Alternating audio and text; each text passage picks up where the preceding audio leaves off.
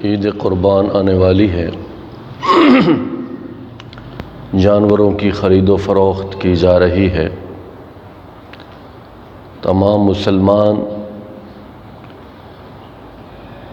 سنت ابراہیمی پر عمل پیرا ہونے کی جد و جہد میں مصروف ہیں۔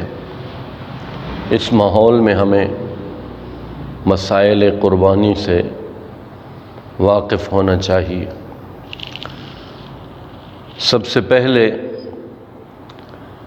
تو یہ بات ہے، ہمیں سب کو جاننا چاہیے کہ قربانی کس پر واجب ہے۔ ہر وہ مسلمان جو عاقل ہو، بالغ ہو اور مقیم ہو اور صاحب حیثیت ہو، صاحب نصاب ہو۔ صاحب نصاب وہ سونا چاندی اس کے پاس اصلی حالت میں ہو، یا زیورات کی صورت میں ہو، یا مال تجارت ہو، یا گھریلو جس مکان میں وہ رہتا ہے اس کے علاوہ کوئی اور مکان یا پلاٹ وغیرہ اس کے پاس ہو، یا ایسا سامان گھریلو جو ضروریات سے زائد ہو۔ تو حاجت اصلیہ سے، ضرورت اصلیہ سے ان چیزوں میں سے جو بھی چیز مال ہو اور 52.5 تولے چاندی کی مقدار ہو جائے تو اس پر قربانی واجب ہے۔ زکوٰۃ اور قربانی میں فرق ہے۔ زکوٰۃ بھی صاحب نصاب پر فرض ہے اور قربانی بھی صاحب نصاب پر، لیکن زکوٰۃ کے اندر مال نامی کا ہونا ضروری ہے، یعنی جو مال بڑھ رہا ہو، تجارت میں لگ رہا ہو، اس کی قیمت بڑھ رہی ہو۔ اور قربانی کے اندر ضروری نہیں کہ مال نامی ہو، مال تو ہے لیکن نامی نہیں، تو بھی اگر وہ نصاب کے مطابق پہنچ گیا تو قربانی واجب ہے۔ مثلا غلہ کسی کے پاس موجود ہے اور اس کی قیمت اتنی بنتی ہے، تو اب یہ مال نامی نہیں، اس میں تو عشر ہوگا، زکوٰۃ نہیں ہوتی، مگر اس پر قربانی واجب ہوگی۔ دوسرا فرق یہ ہے کہ زکوٰۃ کے اندر حولان حول، یعنی سال گزرنا بھی شرط ہے، کہ ایک مال جس کے آپ مالک ہوئے، صاحب نصاب بنے، سال اس پر گزرے گا تب اس پر زکوٰۃ آئے گی۔ لیکن قربانی میں ایسی بات نہیں، بلکہ قربانی کے دنوں میں ہی آپ اگر اتنی مالیت کے مالک ہو گئے جو نصاب کو پہنچتی ہے تو قربانی آپ پر واجب ہو جائے گی۔ قربانی کے 3 دن جو ہیں اس میں تیسرے دن بھی اگر آپ صاحب نصاب ہو گئے تو قربانی آپ پر واجب ہو جائے گی۔ کوئی آدمی شرعی مسافر ہے تو شرعی مسافر پر قربانی واجب نہیں ہے۔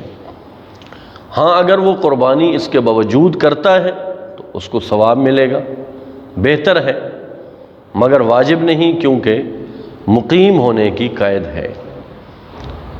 یہی وجہ ہے کہ جو حجاج کرام حج کرنے جاتے ہیں اور اگر وہ مینا کے اندر وہ مقیم نہیں بلکہ مسافر ہیں تو پھر ان پر قربانی نہیں ہوتی، واجب نہیں رہتی۔ وہ جو دم دیتے ہیں وہ دم شکرانہ ہوتا ہے، کہ جب حج اور عمرہ اکثر ہمارے ملک سے جانے والے حضرات حج تمتع کرتے ہیں تو یعنی حج اور عمرہ 2 نفع اٹھائے، اس پر دم شکرانہ آتا ہے، یا حج قران ہو، قربانی نہیں۔ اگر قربانی کر لیں یا پھر وہاں مقیم ہو جائیں، یعنی قریبی مضافات 15 دن سے اوپر ٹھہر رہے ہوں، تو پھر قربانی بھی واجب ہو جائے گی۔ اور وہ قربانی پاکستان میں بھی وہ کہہ سکتے ہیں کہ ہماری طرف سے کر دیں، لیکن جو دم شکرانہ ہے وہ وہیں کرنا پڑے گا، اس کے لیے حرم شرط ہے۔ تو بہرحال جو مسلمان ہے، عاقل ہے، بالغ ہے، نابالغ بچہ اس پر قربانی نہیں ہے، وہ چاہے وہ صاحب حیثیت ہو، چاہے اس کی ملکیت میں مال ہو، اس پر قربانی نہیں۔ البتہ صدقہ فطر اس کی طرف سے اس کے مال سے ادا کیا جائے گا، وہ سربراہ کرے گا، لیکن قربانی نہیں ہے۔ اور عام طور پر یہ ہمارے اندر ایک رواج پا گیا کہ جی گھر مشترکہ طور پر گھر میں افراد رہتے ہیں تو ہم نے کہا ایک قربانی ہم نے کر لی۔ یہ نہیں ہے، ہر بالغ پر الگ حیثیت سے قربانی واجب ہوگی، اس کو دیکھا جائے گا۔ اگر گھر میں موجود افراد وہ سارے ہی صاحب نصاب ہیں، جو بالغ ہیں، وہ شوہر ہے، وہ بیوی ہے، وہ ان کی اولادیں ہیں یا ان کی پھر بہویں ہیں، اگر وہ مشترکہ فیملی ہے، ہر ایک کو الگ اعتبار سے دیکھا جائے گا۔ اگر وہ صاحب نصاب بنتے ہیں تو ہر ایک پر قربانی الگ سے واجب ہوگی۔ یہ نہیں ہے کہ پورے گھر سے ایک قربانی ہو گئی، یہ نہیں۔ اور پھر یہ بھی ہوتا ہے کہ جو چند افراد اکٹھے رہتے ہیں تو کہتے ہیں جی اس سال قربانی فلاں کی طرف سے ہے تو آئندہ سال چونکہ اس کی طرف سے ہم نے کل کی تھی، پچھلے سال کی تھی، لہذا اب دوسرے فرد کی طرف سے۔ یہ بات تو نہیں، قربانی تو صاحب نصاب اگر اگلے سال بھی ہے تو اس پر پھر بھی واجب ہوگی۔ صاحب نصاب اگر انسان رہتا ہے تو ہر سال قربانی، جیسے ہر زکوٰۃ ہر سال فرض ہو جاتی ہے، نماز ہر وقت پر فرض ہو جاتی ہے، ایسے قربانی بھی صاحب نصاب پر ہر سال واجب ہوگی۔ یہ نہیں ہے کہ ایک سال کر لی ایک سال اور کرے گا، ایسا نہیں ہوگا۔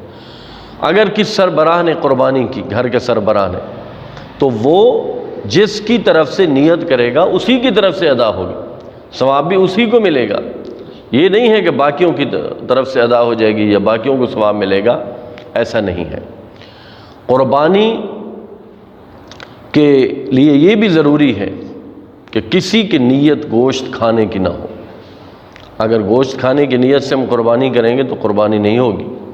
نیت کو درست کرنا بھی ضروری ہے کہ اللہ کی رضا کے لیے، اللہ کی رضا کے حصول کے لیے ہم نے قربانی کرنی ہے، تو پھر اس میں یہ چیزیں نہ نیت میں اس کا دخل ہو، نہ عملی طور پر اس کی طرف کوئی اشارہ ہو کہ اس امت کو تو اللہ تبارک و تعالی نے اعزاز بخش دیا کہ قربانی تم کرو اور خود کھاؤ، وگرنہ پہلی امتوں کو یہ اجازت نہیں تھی، قربانی کرتے تھے۔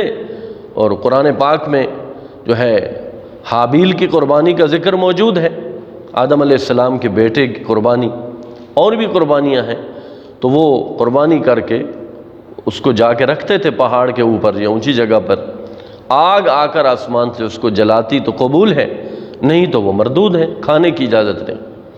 اس امت کو اللہ تعالیٰ نے فرمایا کہ تم خود قربانی کرو اور کھاؤ، یہ اجازت ہے تمہیں، لیکن تاہم آپ صلی اللہ علیہ وسلم نے یہ فرمایا کہ بہتر یہ ہے، وہ سارا گوشت تم کھا سکتے ہو، لیکن بہتر یہ ہے کہ اس میں بھی آپ کے عمل سے نظر نہ آئے کہ بس آپ نے گوشت کھانے کے لیے قربانی کی، بلکہ اب 3 حصے کرو۔